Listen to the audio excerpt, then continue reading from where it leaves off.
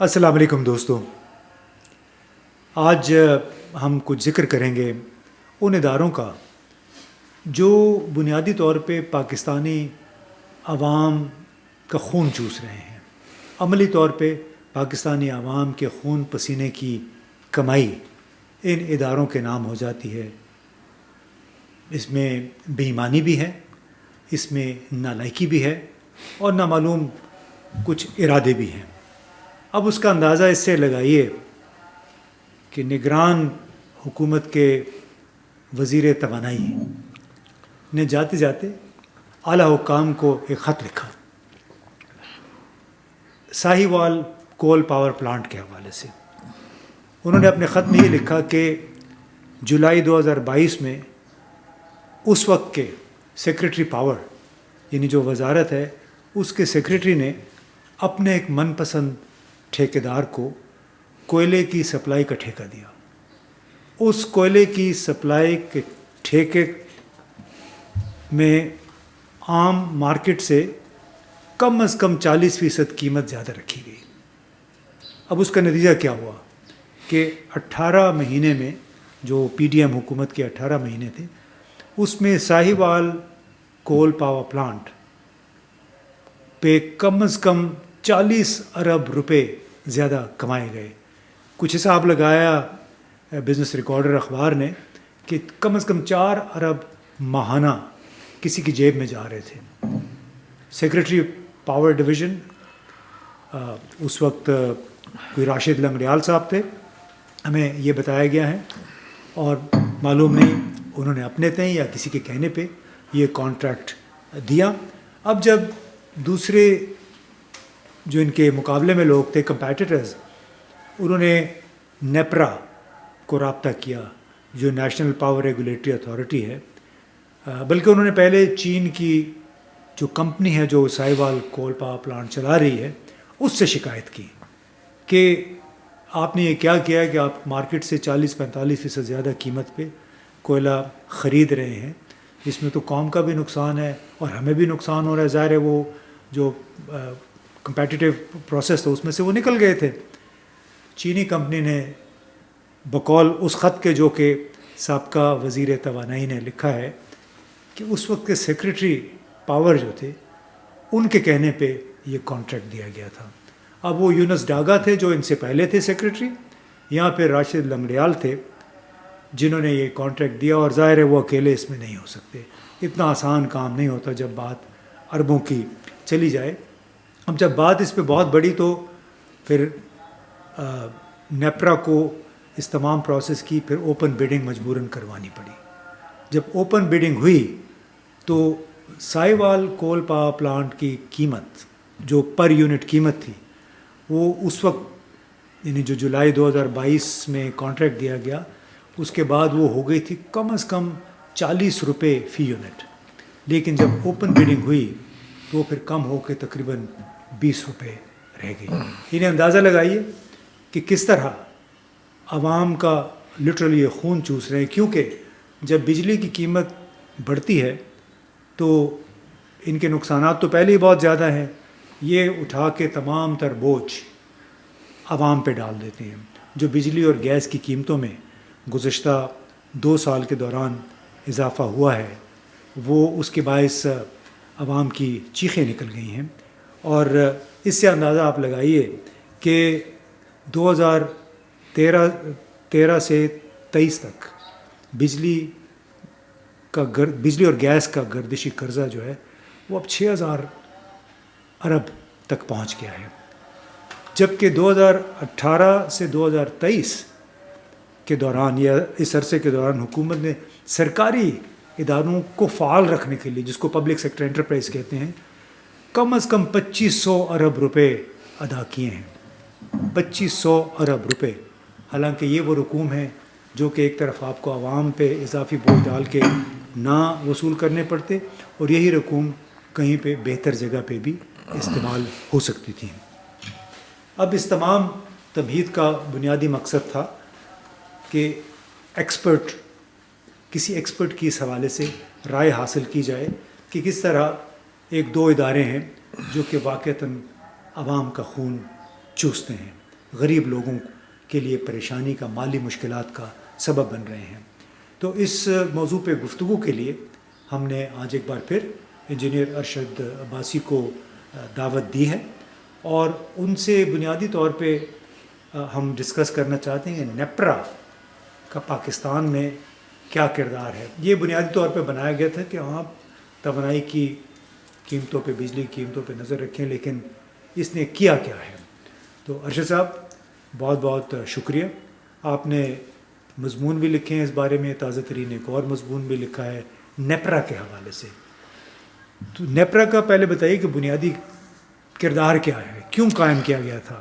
امتیاز گل، پہلے تو میں یہ کہوں گا کہ دیکھیے آپ بھی ہاسپٹل سے واپس آئے ہیں اور میں بھی واپس آیا ہوں، تو اس میں ایک لیسن لرن ہوا ہے کہ ہم best of the best medicine doctor کے پاس گئے ہیں، سرجن کے پاس گئے ہیں، اور ہماری پرائرٹی یہ تھی کہ اس کے کریڈینشیلس کیا ہیں، اس کا پاس ریکارڈ کیا ہے، اور آج آپ بھی سامنے بیٹھے، میں بھی آپ کے سامنے بیٹھا. لیکن پاکستان کی جو جسے کہتے ہیں نا اکنامک گروتھ میں جو انجن ہے وہ انرجی ہے. انرجی کا یہ حال ہے کہ جو ایک پاور ریگولیٹر بنایا گیا 1998 میں، یعنی 1998 میں، اس کا بیسک مقصد ایک تھا کہ آپ نے جو کنزیومر ہے، جو بجلی استعمال کرنے والا ہے، اس کے مفادات کا خیال رکھنا ہے، بجلی کم قیمت پہ دینی ہے اور 24/7 دینی ہے. یہ اس کا آبجیکٹو تھا. اب ادارہ بڑھتا گیا، بڑا ہو گیا. اگر آپ کبھی چلے جائیں سرینا ہوٹل کے پاس تو ان کی بلڈنگ ہے زبردست قسم کی، آپ 7 اسٹوری، 10 پاکستان کے ٹاپ شہروں میں ان کے دفتر ہیں. اور اگر آپ کو جانے کا اتفاق ہوا تو سرینا ہوٹل میں شاید اتنی اچھی سروسز نہیں جتنی اس بلڈنگ میں ہے. اتنا کچھ ہونے کے باوجود بھی اس ادارے نے آج پاکستان کو دنیا میں جسے کہتے ہیں ایک بکاری بنا دیا ہے. یہ میں نہیں کہہ رہا، یہ ہمارے پرائم منسٹر کہہ رہے ہیں. وہ کہتے ہیں جی بیکنگ بال بن گیا. اس کس وجہ سے ہوئے؟ وہ سرکولڈیٹ کی وجہ سے ہوئے. اب میرا اس کے ساتھ انٹریکشن تقریباً کوئی 12 سال پہلے ہونا شروع ہوا. تو ایک سب سے پہلے بک لکھی گئی تھی کہ کیا چیز ہوتی ہے ایفیشنسی، کس طرح سرکولڈیٹ ٹرانسمیشن لاسز کم کرنے. ہم نٹی-گریٹی ڈیٹیل میں نہیں جائیں گے. تو اس وقت کے چیئرمین ممبر کے ساتھ کوئی تقریباً 7 سیشن ہوئے. اور دیکھیں والنٹیرلی ایک بندہ کون سا ایسا ڈاکٹر ہوگا جو کسی کے گھر میں جا کے بتاتا ہے کہ دیکھیں یہ طریقہ ہے، یہ باتیں، اور پوری کتاب، پورے سولوشن ان کے حوالے کیے. یہ 2012 کی بات ہے، آج سے 12 سال پہلے. پھر دوبارہ 2 سیشن ہوئے. اگر اس سیشن پہ آج عمل کیا جاتا تو آج پاکستان میں جو سب سے بڑا ایشو ہے وہ کس کا ہے؟ وہ بجلی کے بل کا ہے. آپ دیکھیں کتنے لوگ خودکشیاں کر چکے ہیں. لوگوں کی جو آمدنی ہے، اگر کسی بندے کی 25,000 تنخواہ ہے، جو نارملی سب سے کم یہ لیول یہی ہے، وہ ایک بلب جلا رہا ہے اور ایک پنکھا، اس کا بل بھی 15,000 ہے.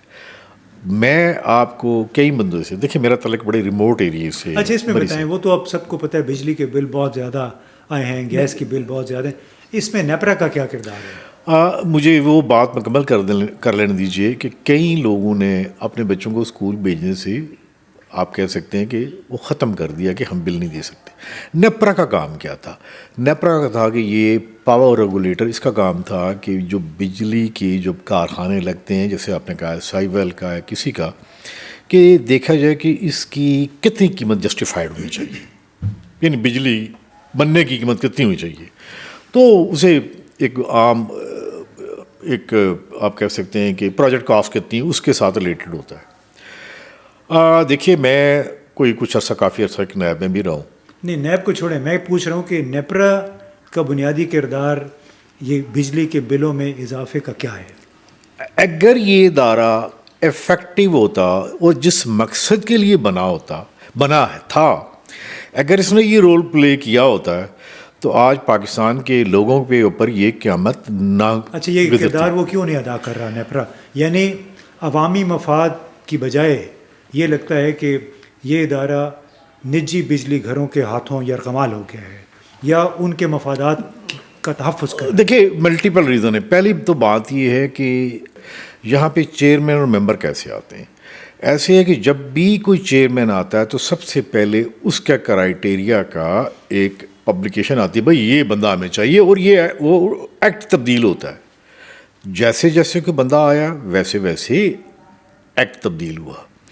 یہ دنیا کے کسی اور ملک میں نہیں ہوا. آپ کیا کہنا چاہیں کہ یعنی قوانین و ضوابط شخصیات کے مطابق تبدیل کیے شخصیات کے جاتے ہیں؟ مطابق ٹیلرڈ کیے گئے. اور پھر دوسری بات یہ ہے کہ جب بھی کوئی پرائم منسٹر ہے یا جب کوئی بیوروکریٹ ریٹائرڈ ہوتا ہے تو اس کی خواہش ہوتی ہے کہ جی میں یہاں پہ پلیس ہوں. اور میں یہ کہتا ہوں کہ یہ ایک ریٹائرڈ بیوروکریٹس کی پارکنگ لاٹ ہے.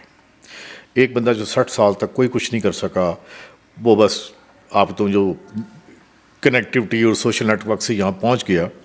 اس کے بعد جب نیپرا میں آتا ہے تو مجھے ایک دفعہ خود چیئرمین نے کہا کہ دیکھیں یار بات سنیں، ہم تو 60 سال کر چکے ہوئے ہیں، آپ جو باتیں کر رہے ہوتے ہیں اس کا مطلب ہے کہ یار دیکھیں ہم یہاں پہ ریلیکس کے لیے آئے ہوئے ہیں، تو یہ تو بڑا مشکل سا کام ہے کہ یہ کام کرنا یہ کرنا. اور پھر دیکھیے ایک آدمی جو کہ اسسٹنٹ کمشنر رہا ہو، بیوروکریٹ رہا ہو، اچانک ایک کمپلیکس فیلڈ میں ڈالا جائے، یہ بجلی والے میں، تو اسے کیا پتہ. یہ باتیں لوگوں مختلف چیئرمینز نے ایڈمٹ بھی کی ہیں کہ دیکھیے اصل میں بس وہ پرائم منسٹر کی مجبوری تھی، ہمیں پلیس کر دیا. تو اگر نیپرا جس کی وجہ سے آج پاکستان دنیا میں ایک فقیر بکاری بن گیا، ہمارا کشکول دنیا میں جا رہا، ہم نے وہاں پہ کبھی میرٹ پہ کوئی بندہ لگائے نہیں، نہ اس کے 4 ممبر کہاں سے آتے ہیں؟ یہ آتے ہیں، ہر صوبے کا ایک ممبر آتا ہے. ذرا ان کی کرڈینشل دیکھیے گا، ان کی کوالیفیکیشن دیکھیے گا، ان کی ریلیونس دیکھیے گا. تو جس ادارے میں اگر میرٹ پہ لوگ نہیں ہیں، پروفیشنل نہیں ہیں، تو وہ اس ملک کا کیسا ٹریٹ کریں گے، کیسے اس کا علاج کریں گے. تو آج جس حال پہ جہاں پہ پہنچے، میں آپ اور پورا ملک، اور ایون ابھی پرائم منسٹر بھی یہی کہہ رہے ہیں جی سب سے بڑا ایشو تو یہی ہے، IMF کے پاس جانا ہے، IMF کے پاس جانا ہے. ایک ادارے میں میرٹ پہ بندے نہ لگانے کی وجہ سے ہم یہاں تک پہنچے. یعنی بنیادی طور پہ من پسند لوگوں کا وہاں لگایا جانا بغیر کوالیفیکیشن کے. تو یہ ریٹائرڈ بیوروکریٹس کو وہاں لاتا کون ہے نیپرا میں؟ دیکھیے لاتے کون ہیں؟ پولیٹیکل گورنمنٹس لاتی ہے. ابھی جو چیئرمین لگے ہوئے ہیں وہ اس گورنمنٹ نے PDM نے لگائے تھے. اس سے پہلے آپ تو کہ وہ ایک دبئی سے آئے تھے. دیکھیے آج اس دور میں جہاں آپ کے سامنے اسمارٹ موبائل ہے، میرے سامنے اسمارٹ موبائل ہے، آپ کو تو اتنا بڑا پیرافرنیلی چاہیے ہی نہیں، اتنی بڑی چیزیں چاہیے نہیں. آپ یقین کریں. اچھا ہاں، بلکہ اس میں تھوڑی سی وضاحت کہ جو پیرافرنیلیا کی آپ بات کر رہے ہیں کہ نیپرا کا ایک دفتر اسلام آباد میں ہے، اس کے علاوہ بھی بہت سارے دفاتر ہیں، اس کی افادیت یا اس کا جواز کیا ہے؟ دیکھیے کتنے دفاتر ہیں؟ یہ ان کے 10 دفاتر ہیں. کراچی میں، سندھ میں 3 ہیں، سکر، کراچی، حیدرآباد، یہاں گجرانوالہ، فیصل آباد. اب ذرا سوچیے پشاور، ان کا بیسیکلی کوئی استعمال ہی نہیں. کیا پکنک کے لیے استعمال ہوتے ہیں؟ دیکھیے ایک بات، بڑا اچھا لوکریٹو بزنس ہوتا ہے کہ جب چیئرمین ممبر وہاں کا ٹور کرتے ہیں تو TAD is a very lucrative business. ایک بات بتاؤں، ہمارے پاکستان میں جو لوگ بیوروکریٹس ہیں ان کو یہ پتا ہوتا ہے کہ how to manage the money and how to justify it.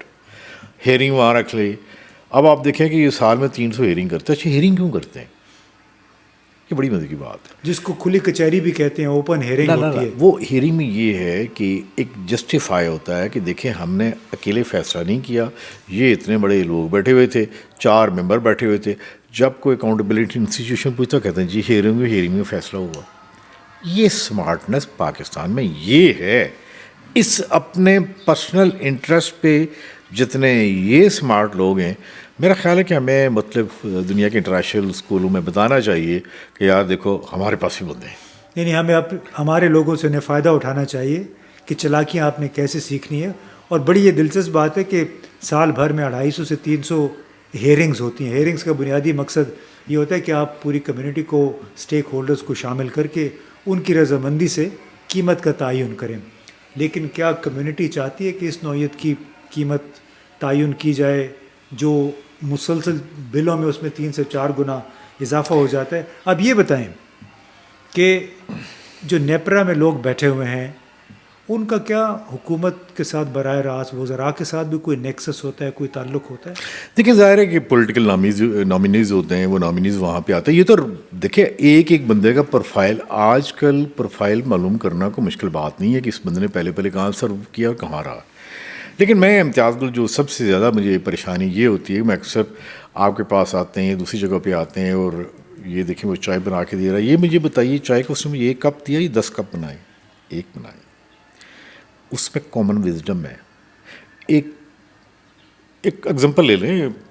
ایک آپ کہہ سکتے ہیں کہ کسی بھی بندے میں، ایون آپ کے گھر میں جو شیف ہے وہ دیکھیں، وہ جب مہمان آتے ہیں تو وہ ایکسٹرا کھانا 2 کا کہیں تو 200 کا نہیں بناتا. سب سے بڑا انہوں نے ظلم یہ کیا ہے کہ جب بجلی کی آگے کنزمپشن ہی نہیں ہے تو یہ کیا کرتے ہیں، یہ کیا کر رہے ہیں کہ یہ جنریشن لائسنسز دے جا رہے ہیں، پائل اپ ہوتا جا رہا ہے. یار اس قدر کا ظلم میرے خیال میں، یقین کریں، میں امتیاز گل میں کچھ کہنا نہیں چاہتا غزہ اسرائیل پہ، لیکن میں یہ کہوں گا کہ جو وہ شہید ہو گئے وہ دنیا میں چلے گئے، شہید ہو گئے. لیکن اگر ہمیں زندگی کی سزا دی ہے تو نیپرا نے دی ہے. کس طرح دی ہے وہ آپ کو پہلے بتا چکے ہوئے. آپ کیا کہنا چاہتے ہیں کہ نیپرا ہمارا قومی مجرم ہے؟ دیکھیے قومی مجرم تو بڑی چھوٹی سی چیز ہے.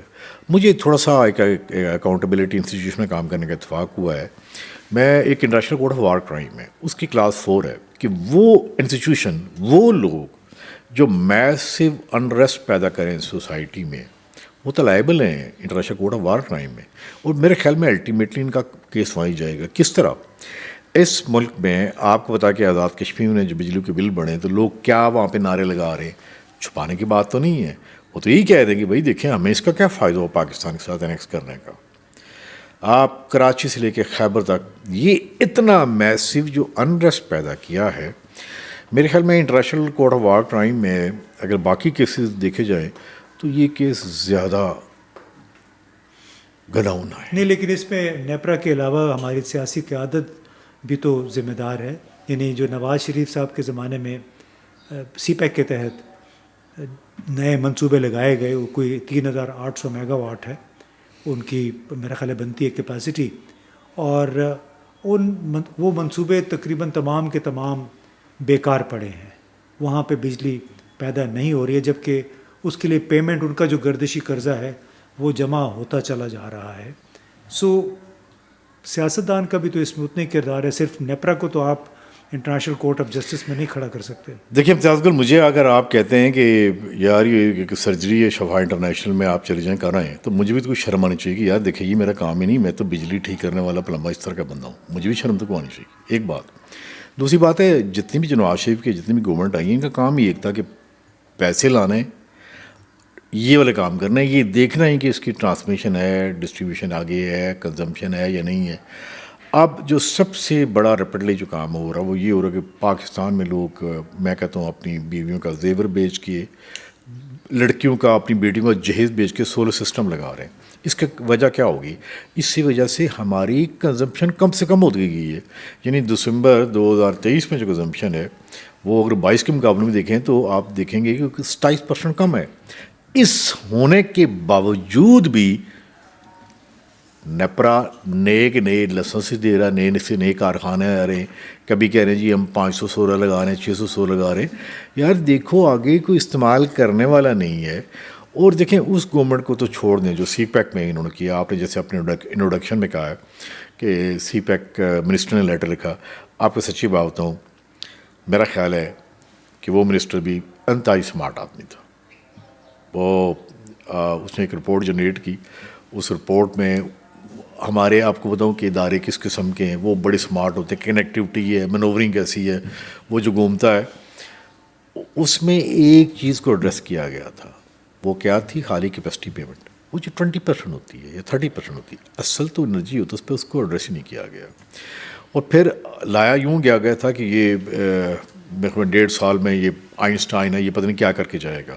آج گورنمنٹ یا کوئی، میں ریکویسٹ کروں گا جناب عاصم منیر کو ذرا کائنڈلی آپ نے ان کو اپائنٹ کیا تو ذرا ریویو تو کریں کہ 1.5 سال میں یہ کیا کر کے گئے ہیں. خالی ایک یہ لیٹر لکھ کے گئے ہیں یہ والے، یا انہوں نے کچھ اور بھی کوئی ایک بھی ریفارم یا ایک بھی کوئی کام کیا ہے؟